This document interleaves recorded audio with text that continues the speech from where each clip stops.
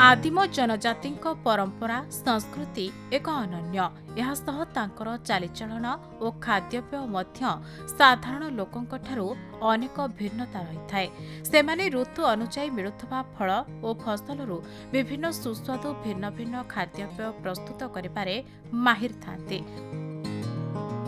वर्तमान आंब और पणस भली फल मिलुथबा बेले एहाकु नेई अनेक प्रकार सुस्वादु खाद्य प्रस्तुत करिबारे कुशली। पाचिला आंब को नहीं तार रस बाहर करी आंबसड़ा भली एक प्रकार सुस्वादु खाद्य प्रस्तुत करिथांते। सेहिभली अध पाचिला आंब को अति सुंदर भावरे काटी एक सुस्वादु खाद्य प्रस्तुत करते। ताकू सेमाने आंब कटा कहूथबा बेले दक्षिण ओडिशा रे एहाकू चंपेत बोली मध्य कहा जायथाय। हेले डंगरियाक द्वारा एहाकू प्रस्तुत करिबार प्रक्रिया अति मनोहर।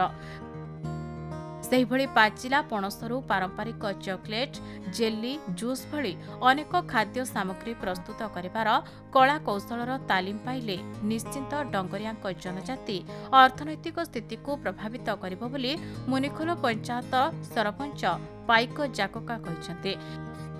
हेले एथिपाई सेमानकु जदिओ सरकारक तरफरु प्रोत्साहन मिले ताहले एही खाद्य प्रस्तुत करी सेमाने आत्मनिर्भरशील हेबा सह एही सुस्वादु खाद्यर व्यवसाय बाहर राज्य तथा देश रे प्रसार करि पारंते बोली सरपंच श्री जाकका कहिसंते। हमर जो जीवन जीविका ऊपर जाउची जो आंब सीजन एबडा आंब सीजन पणस सपुरी ए सीजन आसुची जो आंबसड़ा आम लोक मैंने प्राय घर घर आंबसड़ा करते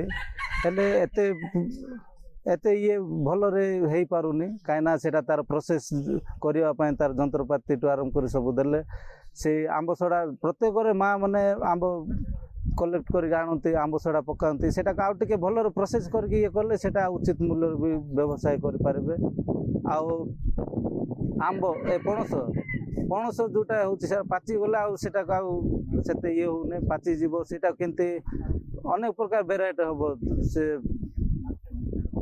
जूस टू आरंभ कर जहाँ चॉकलेट टू आरंभ कर जहाँ भी हम से प्रोसेस भी आम मन को शिखेदेले बहुत बेनिफिट हम आ सपुरी विशेषकर सपुरी से बहुत नष्ट हो जाऊँ पाचिले अल्प अल्प रेट्रे जाऊँगी से जूस टू आरंभ कर जहाँ तार प्रोसेस अच्छी से प्रोसेस आमको उपकारिता देले आमको आम उपकार हम से। रायगढ़ विजय कुमार दास को रिपोर्ट खबर ओडिशा।